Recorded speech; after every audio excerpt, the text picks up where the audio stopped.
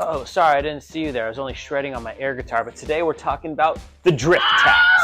Starters, what is the drift tax? Well, it's this really cool thing where your fellow car enthusiasts like to tax you for the cool cars you see on the road every day, where, they bought it for 10 years ago for, $1,000, but now, because it's been sitting in their attic or in their driveway or on the side of their house or under a waterfall rotting and collecting dust, they want to charge you $10,000 for a car that doesn't run. And they're like, well, it could be cool. And it's like, well, my brother in Christ, it is the worst car I've ever seen in my life. And now you're going to try to tax me through the roof?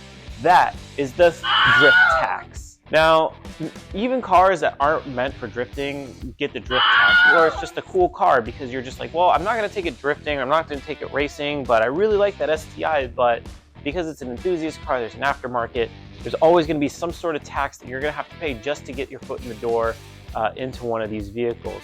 And starting out on that list, we have the BMW E36. So this isn't a list where I'm just gonna poo-poo on a whole bunch of different cars and vehicles. This is a list of really cool cars that are really hard to get nowadays, even though there were mass production runs and they were used throughout all different phases of motorsport and motocross. And the E36 is a great example of that. The E36 was built by BMW from 1990 to almost 2000. So a 10-year production run with over 6 different variants, even this really weird one called I think it's the Bauer edition, which is like a 4-door, but it's a convertible, but it's got four hard doors. It's really weird, but really strange, but also kind of really cool at the same time.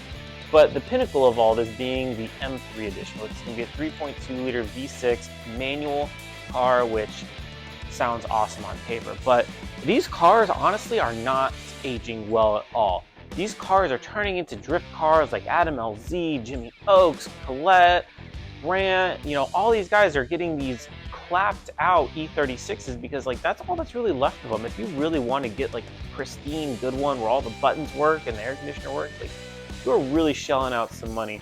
I mean, here's an example of a really beat up one that I'm just like, are you for real? Why would anybody do this? Is it because you think that one day someone's gonna take it from you and they're gonna massage each panel out? And it's like, no, dude.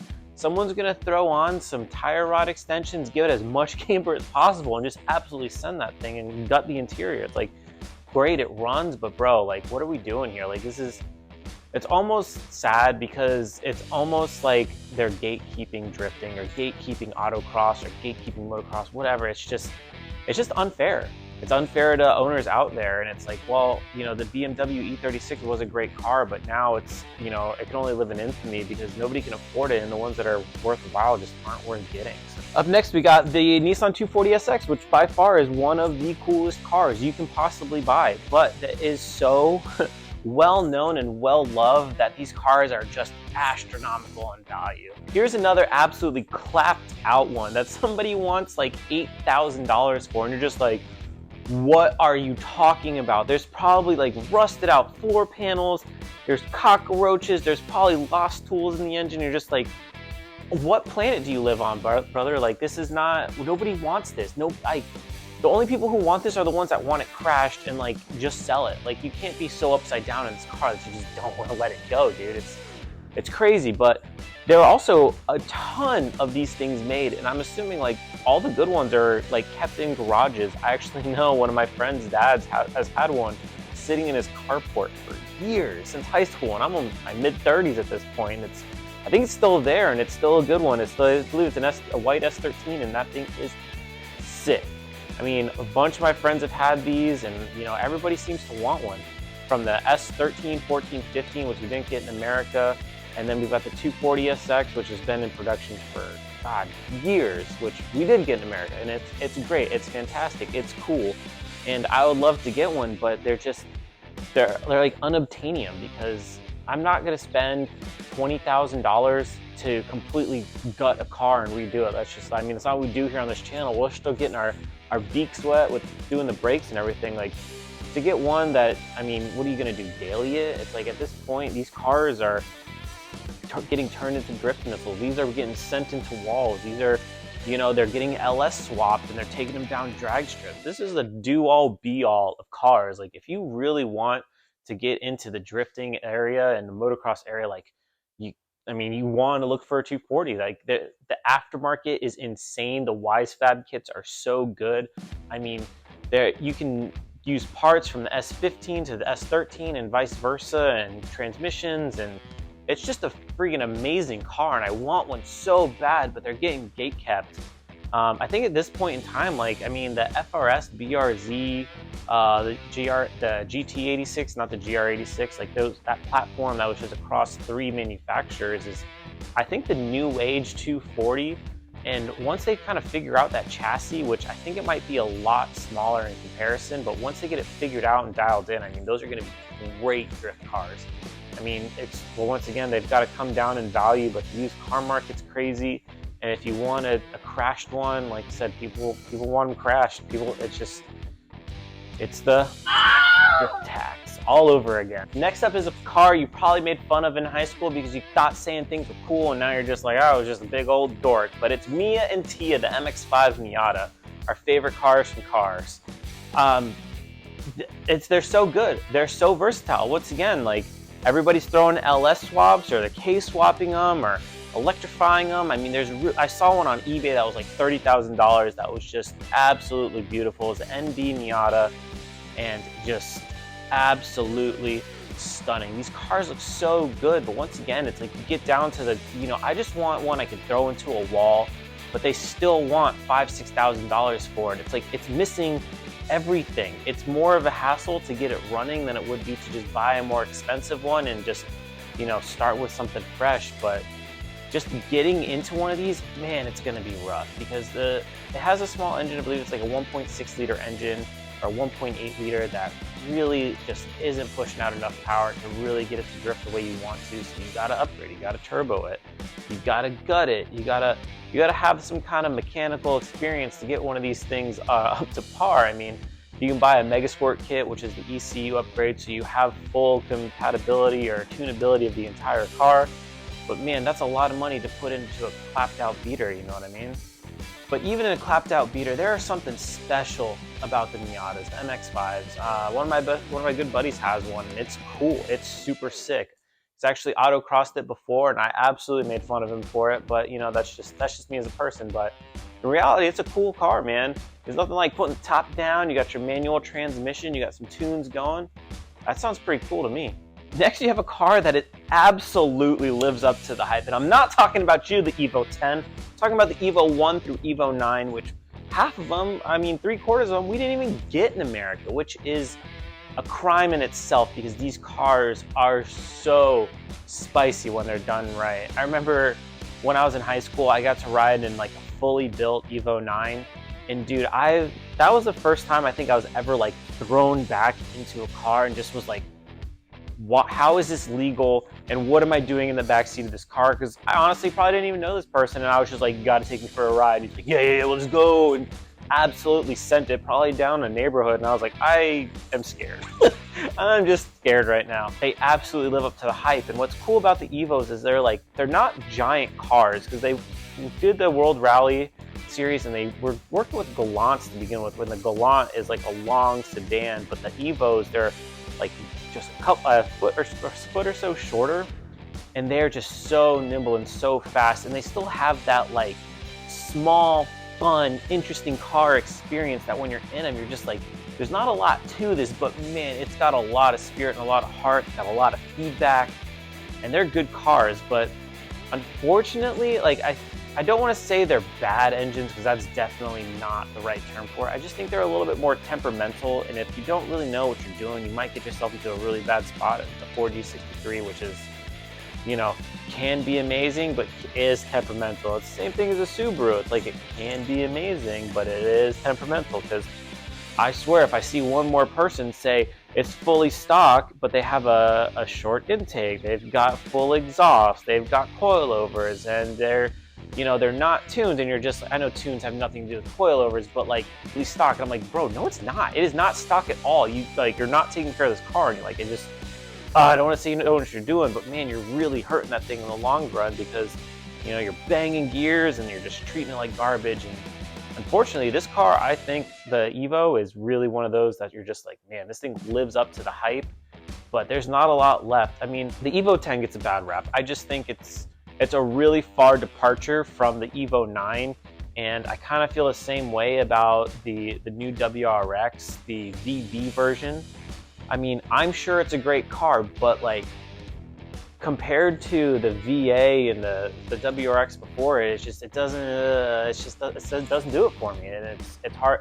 I think it's a very similar path where you're just like, what'd you do? Like, yes, you can make these cars cool. I have seen plenty of cool ones, but like it's not a good feel when you have to take something like super far to get it to be cool when it was cool to begin with, type of thing. So fortunately, there's not a lot of these left, and if you really want to get into a good Evo 9, like I think you're looking at like 20 grand, and fortunately, that's just one of the ones you're just gonna have to eat if you want to be in that world. Next, we're talking about the R32, and I'm not talking about the Nissan Skyline. I'm not talking about Godzilla.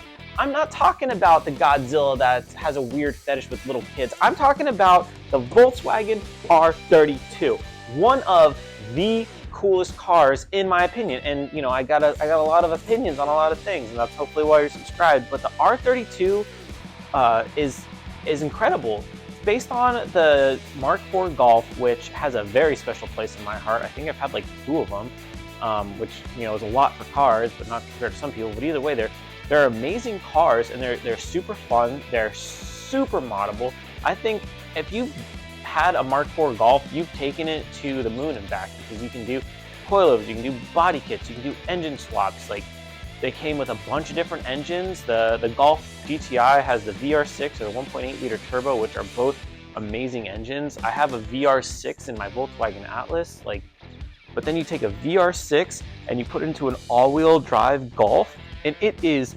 absolutely next level. These things can be twin turbo, these things can be single turbo, these things can be bored out. Like, God, these are such good cars, and they're such cool cars that I want one so bad. But when I was looking for a car, I was like, man, I really would love to get one of these, because they're not hard to take care of. I mean, as long as you do take care of them and you don't, you know, shoot bullets through the floorboards and, you know, redline the gears every time, they're gonna last forever. Like, I plan on having my Atlas with the VR6 probably for the next 10 years. So as long as I take care of it, right? But these cars, I mean, man, they're for like with 150,000 miles and they still want like $25,000. Like, I hate to say I get it, but at the same time, I would never spend that type of money. It's like you bought one new and now you're just holding on to it because you're like, this is the best car ever made. And there's such an aftermarket and such support for them and such love for them. I mean, it makes sense, like, why these cars are so good. Now, I know if you've never driven a Volkswagen, you don't get it. And sometimes they have like a really weird raspy exhaust, but I'm telling you, if you can get your hands on a Volkswagen R32, they are so good. Now, one thing again, this is based off the Mark IV version. There's the Mark V, which is kind of that round, weird body that came around and kind of like, you know, the housing prices, 7, 8, 9. I'm sure they're great cars, but I'm almost positive like that version didn't come in manual, which is weird. I don't know. I have this weird thing with like, why would you make sports cars that don't come in manual? It just doesn't feel right, you know what I mean? While it might not feel right, like, I'm sure they were really happy with the flappy paddles, and they always say, like, you know, with the new Supra, like, oh my God, the flappy paddle, you shift faster. And it's like, I don't care if it shifts faster. I want to do this because I'm a cool guy. And why would you want a sports car if you can't do this? And it's just, I don't know. Having an automatic sports car kind of takes away from it. So going on to like the Mark VI Golf R, so from the R32 it went to the Golf R, which they made a big leap with. Like, the new chassis, I think it's the MD chassis that they've just been using forever, is amazing. Like, I really can't get enough of it. But, you know, even like the new GTIs and Golf Rs are just insane. From the factory, they're like $60,000. Even a GTI it's a great car, but if you're pushing $50,000 for a little hatchback, like, once again, doesn't feel good. And it's, like I said, their build quality is there, and they're great cars, but like, it's just a lot. It's just a lot. I mean, cars, I think overall, are just getting way too expensive nowadays. There's no real getting around it. If you want to get into a car, you gotta shell out the money, and that sucks. because getting in a car is like the American pastime. Getting in a car, going to McDonald's drive-through, cruising with your friends, hanging out, going to soccer, you know, in style, like, or, you know, shipping off to war and come back in a Corvette like everybody wants to. And, you know, you got to get to the shoe store to get your white New Balances somehow, and you want to do it in style. And it's just, gatekeeping sucks, money sucks, cars suck, cars are pain. But when you have one that you love, and, you know, I lucked out with this STI, I can't believe how much I like it, how much it's really made an impact on my life. And, you know, if something happened to this, I'd be super upset. And, you know, hopefully I get to enjoy this one for quite a long time. And hopefully you can get yourself into one of these cool cars for a great price. You can wrench on it, you can get your hands dirty, and you can turn it into the love of your life, because that's how life works. You buy something crummy and you make it better. But with that, guys, thanks for subscribing. Thanks for watching the channel. Hopefully we get some new videos out. I know this one's been a while, but hey, things happen. Once again, make sure to like, comment, subscribe. Tell me what you think. What cars are gate kept? What cars do you think pay the drift tax? And we'll catch you next time. Peace.